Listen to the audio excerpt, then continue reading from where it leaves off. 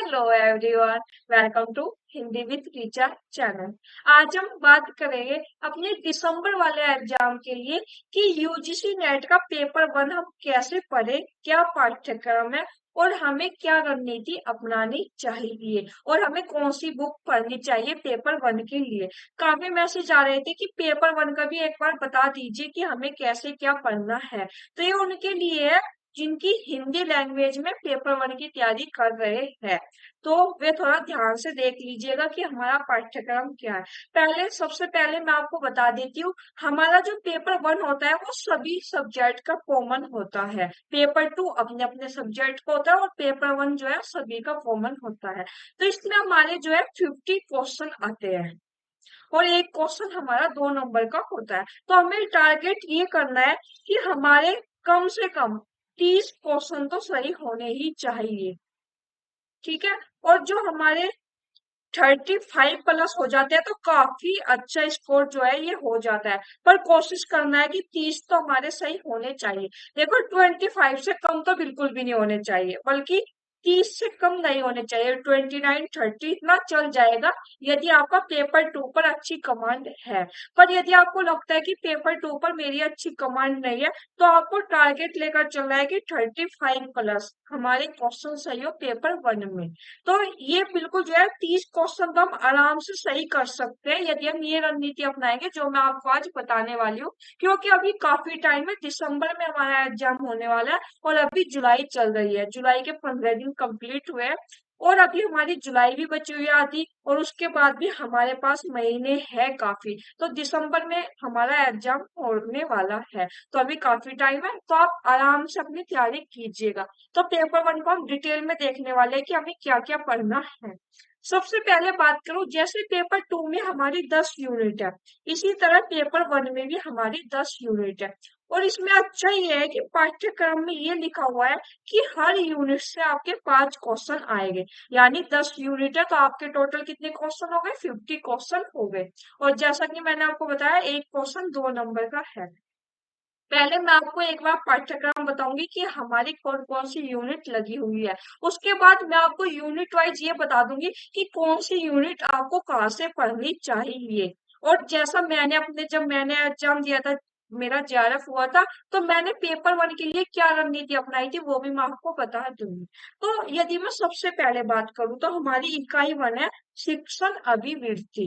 तो ये वाली जो हमारी यूनिट वन और टू है ये उनके लिए फायदेमंद है। मान लीजिए किसी ने बीएड की हुई है या बीटीसी की हुई है, तो उनके ये कॉन्सेप्ट जो है क्लियर होते हैं यदि वे पढ़कर मतलब अच्छे से एग्जाम देते हैं बीएड के या बीटीसी के, तो उनके ये टॉपिक क्लियर होते हैं, तो उन्हें तो ज्यादा परेशानी नहीं आती। लेकिन जो एमए कर ही नेट का एग्जाम देते हैं, जिन्होंने कोई जो है बीएड या बीटीसी नहीं की हुई है, तो उनके लिए नए टॉपिक है, तो उनको कैसे पढ़ना है वो भी मैं आपको बता दूंगी।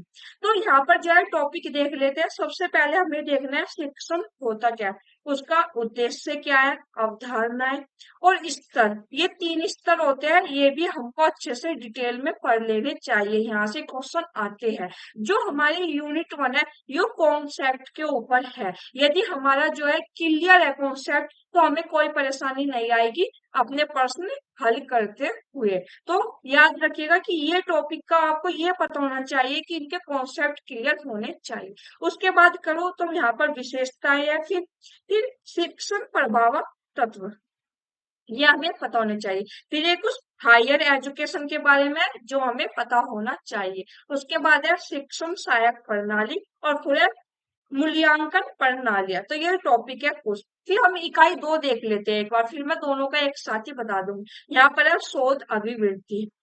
शोध में मैं आपको बता देती हूँ अर्थ, प्रकार, विशेषताएं, प्रत्यक्षवाद एवं उत्तर प्रत्यक्षवाद शोध के उपागम। उसके बाद शोध की कुछ पद्धतियां होती है जो हमें पढ़नी है। प्रयोगात्मक, विवरणात्मक, ऐतिहासिक, गुणात्मक और मात्रात्मक। फिर शोध के चरण, वेरी वेरी इंपॉर्टेंट, यहाँ से क्वेश्चन जो है आता ही है। उसके बाद शोध प्रबंध एवं आलेख लेखन, फॉर्मेट और संदर्भ की शैली। और उसके बाद है शोध में आईसीटी का अनुप्रयोग। और सबसे आखिरी में है शोध नैतिकता। तो ये हमारे जो है 6 टॉपिक है इकाई 2 में।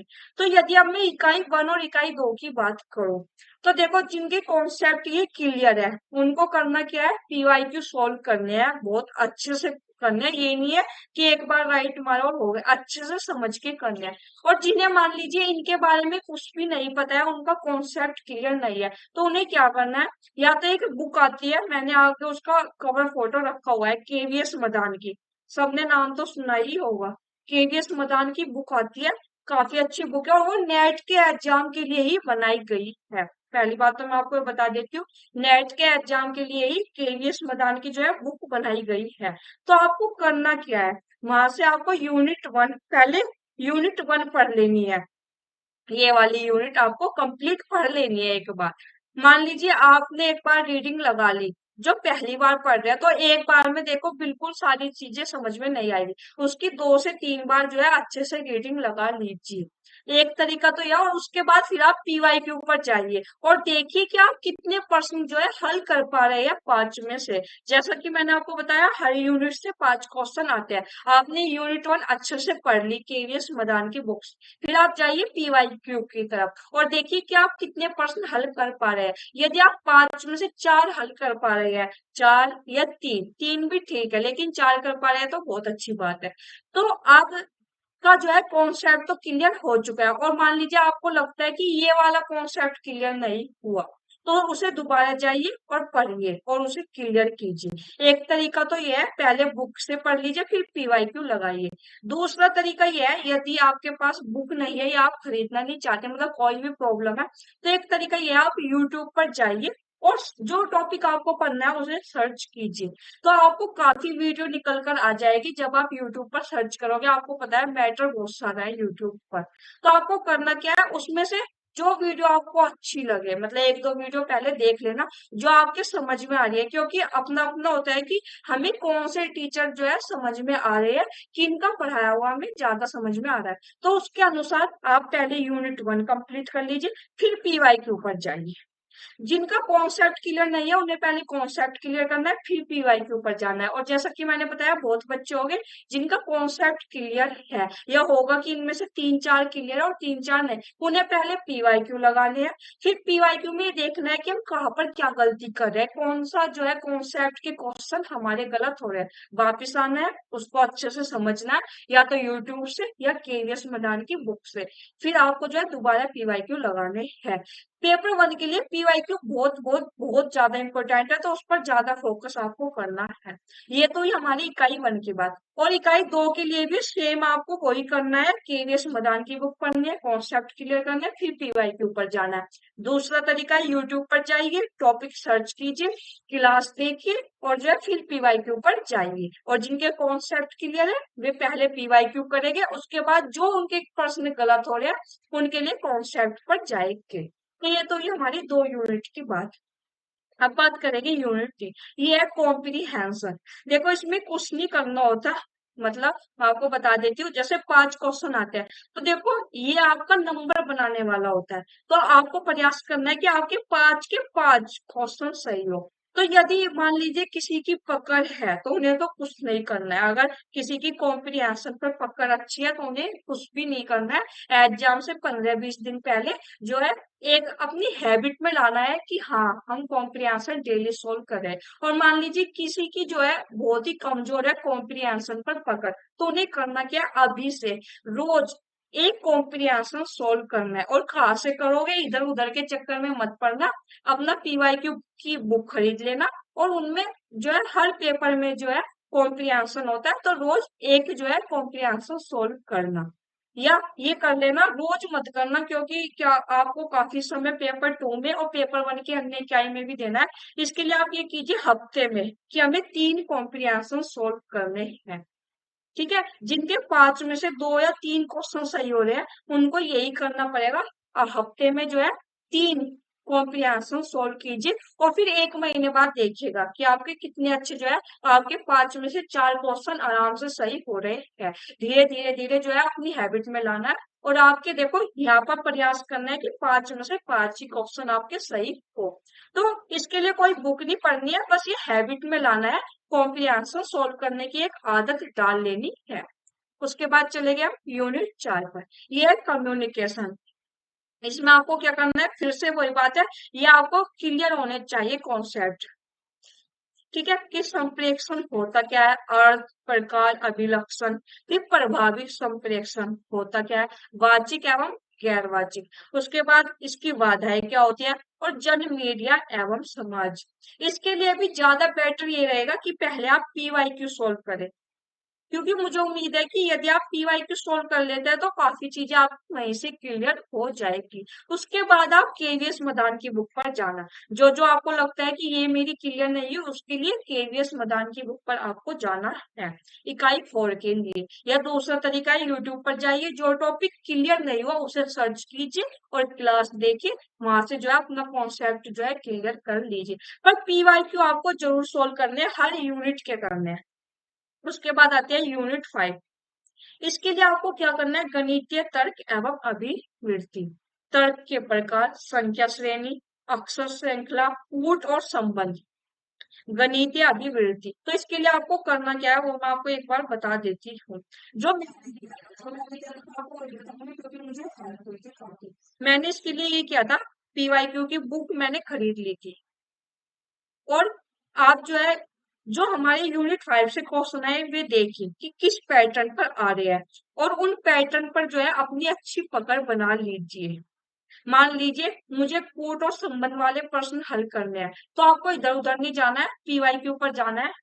उनके मान लीजिए दो क्वेश्चन आए यहाँ से कोट और संबंध, मुझे समझ में नहीं आया कि क्या पैटर्न है, तो मैंने वो सीख लिया कहाँ से, या तो बुक से। वैसे जो यूनिट 5 है, अगर कोई हमें बताने वाला हो तो ज्यादा अच्छी समझ में आती है। तो इसके लिए तो आप केवीएस मैदान के जगह यूट्यूब की हेल्प लीजिएगा, या कोई आपके आसपास टीचर हो वहां पर चले जाइएगा, या आपका कोई फ्रेंड हो कि जो जिनकी अच्छी मतलब नॉलेज हो इस बारे में, वे आपको बता देंगे। तो आपको करना क्या है, उस पैटर्न पर, पैटर्न पर एग्जाम में क्वेश्चन आ रहे हैं, क्योंकि वो क्वेश्चन है, पैटर्न तो सेम ही रहता है, क्वेश्चन बदल जाते हैं, थोड़ा बहुत तरीका बदल जाता है, मतलब ज्यादा अंतर नहीं आता। तो उसके लिए आपको पीवाईक्यू हेल्प करेंगे। तो उस पैटर्न पर आप सीख लीजिए कि ये क्वेश्चन कैसे हल हो रहे हैं। जब ऐसे आप 20-25 क्वेश्चन पेपर हल कर लेंगे, तो आपके खुद ब खुद ये क्वेश्चन सही होने लगेंगे। तो यूनिट 5 के लिए सबसे अच्छा तरीका है, पीवाईक्यू पर जाइए, देखिए आप हल कर पा रहे हैं या नहीं। और आजकल तो पीवाईक्यू की इतनी अच्छी बुक आती है, वहां पर लिखा रहता है पूरा हल की कैसे हुआ, तो आप वहीं से समझ लेंगे।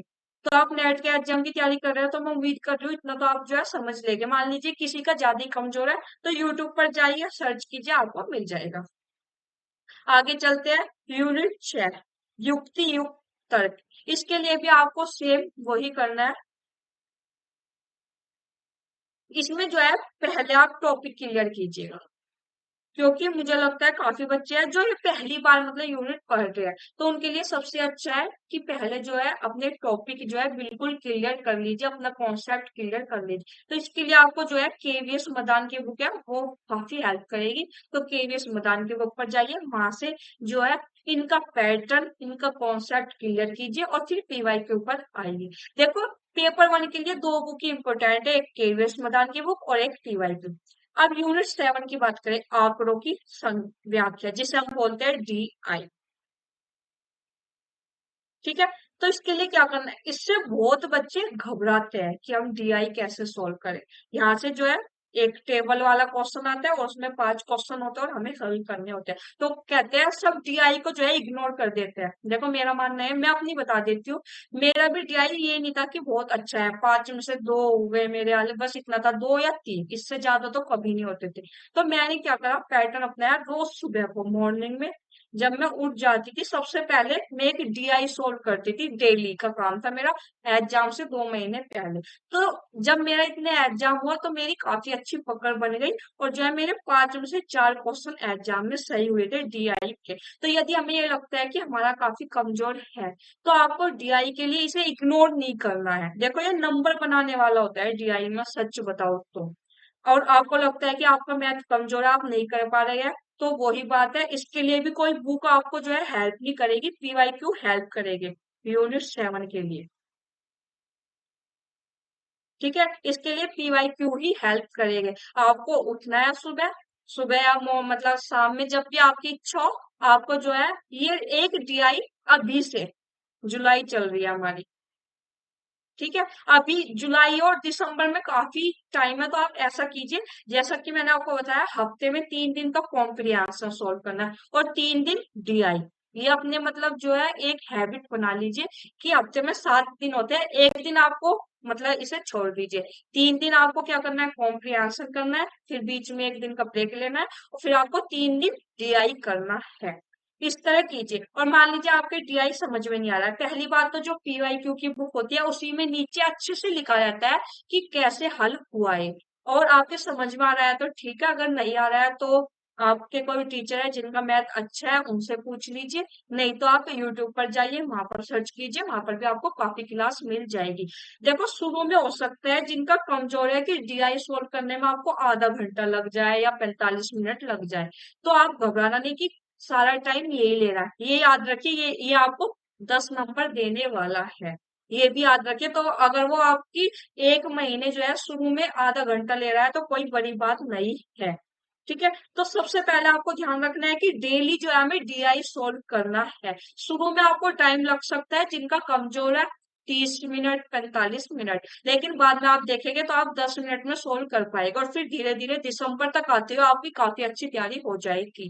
देखो ये मैं आपको बता रही हूँ कि यदि आप अभी तैयारी शुरू करते हो और दिसंबर वाले एग्जाम के लिए तो काफी टाइम है, आराम से आप जो है पेपर 1 में जैसा कि मैंने बताया 35 प्लस कर पाओ तो बहुत अच्छी बात है, लेकिन 30 तो आप आराम से कर पाओगे यदि आपने पीवाईक्यू ही अच्छे से कर लिया। अच्छे का मतलब है कि बिल्कुल अच्छे से कर लिए, राइट मारने वाला पीवाईक्यू कभी नहीं होता कि क्वेश्चन पढ़ा राइट मारो हो गया, नहीं। इतना आप एक क्वेश्चन पे जो है 5-10 मिनट नहीं लगा रहे हो तो इतना आपके पीवाईक्यू अच्छे से आप नहीं कर रहे हो पेपर 1 की, ये बात क्लियर है। उसके बाद यूनिट जो कि है आईसीटी। अब आईसीटी के लिए मैं आपको एक बार बता देती हूँ, आईसीटी में आपको करना क्या है। इसमें आपको करना है जितने भी अभी तक पीवाईक्यू है, हर पेपर में 5 क्वेश्चन आते हैं, जितने भी पीवाईक्यू है उन्हें सोल्व कर लेना है। और जो जो चीज आपको लगता है कि हमें अपने नोट्स में ऐड कर लेनी है, मैंने क्या किया था जब आईसीटी के मैंने पीवाईक्यू सोल्व किए थे तो वहीं से मैंने थोड़े नोट्स बना लिए थे पीवाईक्यू में से ही, क्योंकि मैंने यूथ पब्लिकेशन की बुक ली थी और वहां पे डिटेल में काफी चीजें रहती है। तो ऐसे तो हम पीवाईक्यू सोल्व करेंगे भूल जाएंगे, तो उन्हें जो है एक नोट्स बना लीजिए। ठीक है, पीवाईक्यू के भी नोट्स बनते हैं, पर पीवाईक्यू के वे नहीं बनते कि जो क्वेश्चन दिया वही नोट्स हो गया, नहीं। जो नीचे हल दिया रहता है उसमें बहुत सारी हमें जानकारी मिल जाती है और थोड़ी बहुत जो है इसमें गूगल की हेल्प लीजिए। मान लीजिए आप कुछ भी पढ़ रहे हो, कोई भी टॉपिक पढ़ रहे हो, तो उसे जाइए यूट्यूब जो है गूगल पर सर्च कीजिए। जो है यूनिट 8 के लिए आपको पीवाईक्यू प्लस गूगल ये बहुत हेल्प करेगा। ठीक है, तो आपको करना क्या है, सबसे पहले तो आपको पीवाईक्यू सोल्व कर लेने हैं और वहां से जो आपको लगे कि ये चीजें मैं भूल रही हूँ या बार बार रिपीट हो रही है उनको एक जगह नोट कर लेना है। उसके बाद आपको लगता है कि यूनिट 8 में मेरा कोई टॉपिक रह गया है या क्लियर नहीं हुआ, तो गूगल पर जाइए, सर्च कीजिए, गूगल से बेटर कोई भी नहीं है यूनिट 8 के लिए। ठीक है, तो अगर आप गूगल से नहीं करना चाहते सर्च तो एक तरीका और है, केवीएस मैदान की बुक आप पढ़ सकते हो यूनिट 8 के लिए। ठीक है, आगे चलते हैं। अब बात आती है हमारी यूनिट 9 पर, लोक विकास और पर्यावरण। और यूनिट 10 उच्च शिक्षा प्रणाली। ये जो है सबसे ज्यादा जो है इनमें ही डिफिकल्ट होता है यूनिट 9 और 10 में। तो इनमें तो आपको जो है अच्छे से ये पढ़ लेने हैं। अब देखो जैसे ये है क्योटो प्रोटोकॉल, तो ये करंट अफेयर्स में आते हैं, पेरिस समझौता है, तो इनके लिए आपको जो है या तो आप केवीएस मदान की बुक पढ़िए और या फिर आप जो है गूगल पर जाइए, सर्च कीजिए रियो सम्मेलन, तो आपको पूरी एक पीडीएफ खुलकर आ जाएगी और वहां से अच्छे से इन टॉपिक को पढ़ लीजिए।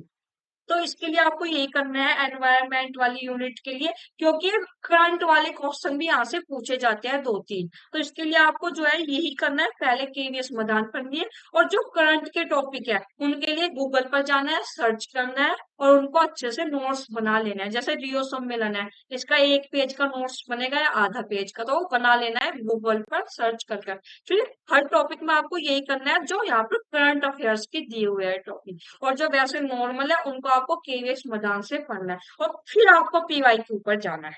ठीक है। इसमें आपको बाद में पीवाई के ऊपर जाना है, पहले आपको इन्हें पढ़ लेना है। ऐसा भी नहीं है कंप्लीट पढ़ने के बाद ही आपको पीवाई के ऊपर जाना है। एक बार पीवाई क्यू देख लीजिए, थोड़े बहुत क्वेश्चन कैसे बन रहे हैं, फिर उसके अनुसार अपने नोट्स बना लीजिएगा और फिर अच्छे से बाद में पीवाई क्यू आराम से सोल्व कीजिएगा। और यूनिट 10 के लिए भी आपको यही करना है। इसके लिए तो सबसे अच्छी यही है कि केवीएस मदान की बुक पढ़ी जाए, ये हमारी यूनिट 10 के लिए। यदि आप केवीएस मदान की बुक पढ़ते हैं तो वो आपके लिए काफी यूजफुल रहने वाली है। तो इसके लिए हायर एजुकेशन वाली यूनिट के लिए आपको जो है केवीएस मदान फॉलो करनी है और प्लस पीवाई क्यू। देखो जैसा कि मैंने आपको बताया, हर यूनिट में दो चीजें आपको हेल्प करेगी, एक तो केवीएस मदान की बुक और एक आपको पीवाई क्यू। और थोड़ा बहुत आपको जो है यूट्यूब पर सर्च कर लेने हैं जो आपके कॉन्सेप्ट क्लियर नहीं हो रहे हैं। और एक आपको क्या करना है, गूगल की हेल्प लेनी है। देखो दिसंबर में हमारा एग्जाम, मुझे लगता है पेपर वन के लिए अभी काफी मतलब आप बहुत अच्छे से तैयारी कर लोगे अगर आप दिसंबर वाले एग्जाम में ये लेकर चलते हो कि हमें तो जेआरएफ करना ही है। ठीक है, कि हमें नेट भी नहीं चाहिए, हमें तो जेआरएफ ही चाहिए। यदि आपके मन में ये है तो ही कर पाओगे, और नहीं तो फिर आप जो है वीडियो देख लोगे, फिर बंद हो जाएगी वीडियो, फिर उसके बाद अपना जो रोज आप करते हो वही आप कंटिन्यू रखोगे। लेकिन यदि आपके मन में ये है कि हमें दिसंबर वाला जेआरएफ करना ही है, तो आप इस रणनीति को फॉलो करोगे। तो जो इस रणनीति को फॉलो करेगा वो आराम से 35 क्वेश्चन सही कर लेगा। ठीक है। प्रैक्टिस जो है बहुत बड़ी चीज होती है। मैं आपको बता देती, जो चीज हम डेली अपनी हैबिट में ले आते हैं उसका फायदा ही होता है। ये बात तो आप भी मानते हो। तो आपको यही करना है पेपर वन के लिए, ये सबसे अच्छा तरीका है मेरे अनुसार, तो सबसे अच्छा तरीका है। और देखो यहाँ पर मैं आपको बता देती हूँ, यहाँ पर क्लियर लिखा हुआ है पाठ्यक्रम में कि प्रत्येक जो यूनिट है वहां से दो दो अंकों वाले 5 प्रश्न तैयार किए जाएंगे। वही हमारे 100 नंबर हो जाएगा और 50 क्वेश्चन हमारे तैयार हो जाएंगे। तो ये तो बात हुई हमारी पेपर वन के लिए। यदि आपकी कोई डाउट है तो आप इसी वीडियो के नीचे कमेंट कर पूछ लीजिएगा। और देखो मैं तो यही कहूंगी कि आपको पढ़ना खुद से ही है, कोई आपको कितना भी बता दे, लेकिन जब तक आप खुद अपनी तरफ से एफर्ट नहीं डालोगे तो कुछ भी नहीं होने वाला है। तो यदि आपके मन में इच्छा है कि हमें जेआरएफ करना है, जुनून है आपको, तो ही आप जो है अच्छे से पढ़ पाओगे। खुद से पढ़ोगे जब भी होगा। आप दिन में 3 क्लास देख लो, 4 क्लास देख लो, कोई फायदा नहीं है यदि आप खुद से नहीं पढ़ रहे हो। और देखो मैं यहाँ पर बुक बता देती हूँ, केवीएस मदान की आप ये वाली बुक लेना, ये लेटेस्ट बुक है। ठीक ठीक है। 2023 में सबसे अच्छी बुक पेपर वन के लिए यही है। और सबसे बड़ी बात इस बुक की है, ये नेट के एग्जाम के लिए ही बनाई गई है। इसमें आपको 10 की 10 यूनिट मिलेगी। ठीक है। और यहाँ पर देखो पेपर भी लिखे हुए हैं कि आपको पीवाईक्यू भी यहाँ पर मिलेंगे। और दिसंबर 2022 तक के यहाँ पर लिखा हुआ है कि आपको मिल जाएगी। ठीक है। एक तरीका तो यह है पीवाईक्यू सॉल्व कर, ये बुक तो देखो आपके पास होनी ही चाहिए। ठीक है। और पीवाईक्यू के लिए मैं एक डिटेल वाली बुक बता देती हूँ, यूथ कंपटीशन की है। इसमें ज्यादा पेपर नहीं है, मैंने कम पेपर वाली पीवाईक्यू रखी है। 24 पेपर है दिसंबर वाले एग्जाम के। जो अभी हमारा जो है मार्च में हुआ था दिसंबर वाला एग्जाम, तो 24 पेपर है। 24 पेपर क्यों, आप जानते हैं ऑनलाइन होता है, तो हर शिफ्ट में पेपर वन कॉमन होता है। तो पेपर वन हर शिफ्ट में आपको मिलता है, लेकिन अलग अलग पेपर वन आता है। क्योंकि क्या कहते हैं, अब शिफ्ट वाइज होने लगा, तो हमारे पास पेपर वन काफी होने लगे। मतलब देखो दिसंबर वाले एग्जाम के हमारे पास 24 क्वेश्चन पेपर है। ये बहुत बड़ी बात है। मैं तो ये मानती हूँ यदि आप 18 से लेकर 2018 से लेकर और 2023 तक जो अभी जून वाला एग्जाम हुआ है, इनके सभी पेपर वन सभी सॉल्व कर लेते हैं, सभी सेट के, तो मानकर चलिए आपके पास हो जाएंगे लगभग 150 के आसपास क्वेश्चन पेपर हो जाएंगे पेपर वन के। तो यदि आप इन्हें बहुत अच्छे से सोल्व कर ले, ये लेकर चले कि रोज हमें एक पेपर सोल्व करना है, तो दिसंबर तक आपकी इतनी अच्छी तैयारी हो जाएगी, बहुत ही ज्यादा अच्छी तैयारी हो जाएगी। पेपर वन के इतने सारे पीवाईक्यू है, यदि आप वही कर लेते हैं तो आपकी बहुत अच्छी कमांड बन जाएगी। बस साथ में ये करना है, जो चीज आप गलत कर रहे हो पीवाईक्यू में उन्हें जो है सही कर लेनी है, अपने कॉन्सेप्ट क्लियर कर कर ये करना है। ये नहीं पीवाईक्यू सोल्व करते जा रहे हैं, नहीं, ये भी समझना भी है पीवाईक्यू। तो यदि आप ये काम कर लेते हैं तो अभी आप ये वाली बुक ले लीजिए, इसमें दिसंबर वाले एग्जाम है। देखो जो जून में अभी पेपर हुआ है हमारा, अभी उसके पेपर नहीं आया, मतलब उसकी अभी कोई बुक नहीं आई। थोड़े दिन का 15-20 दिन बाद यूथ की ही बुक आ जाएगी, जून वाले एग्जाम की भी। तो अभी आप दिसंबर वाली ले लीजिए, इसमें जो है हमारे 24 पेपर है। और इनको सोल्व कीजिए। और यदि आप नहीं लेना चाहते हैं तो दूसरा तरीका भी है, एनटीए की वेबसाइट पर जाइए, वहां पर सभी क्वेश्चन पेपर है उनको डाउनलोड कीजिए और सोल्व कर लीजिए। लेकिन सब बच्चे जो है फोन से नहीं पढ़ पाते, तो आप ये वाली बुक ले लीजिए। सबसे पहले आप ये 15-16 जुलाई है, तो आप 24 पेपर ये सोल्व कीजिए। ठीक है, अपना टारगेट रखिए 15 अगस्त तक कि हमें जो है इसके 24 के 24 पेपर सोल्व कर लेने हैं। फिर आप देखिए कि आप में क्या सुधार हुआ है। पहला पेपर सोल्व करते हुए देखिए, और जब 24वां पेपर सोल्व करेंगे तो आपको खुद कॉन्फिडेंस आने लगेगा। एक बार आप ये कर तो देखिए, ये पेपर सोल्व कर देखिए, आपको खुद पता चल जाएगा, आपकी गलतियां भी पता चल जाएगी और आपकी कहाँ पर कमांड बहुत अच्छी है ये भी आपको पता चल जाएगा, और कहाँ पर हमें क्या काम करना है किन टॉपिक पर वो भी आपको पता चल जाएगा। तो पेपर वन के लिए मुझे लगता है सबसे अच्छी बुक केवीएस मदान की है, कॉन्सेप्ट क्लियर करने के लिए, और पीवाईक्यू के लिए यूथ की बुक है। तो आप जो है इन दोनों बुक को जो है हो सके तो ले लीजिएगा। केवीएस मदान की बुक तो आप ले ही लीजिएगा।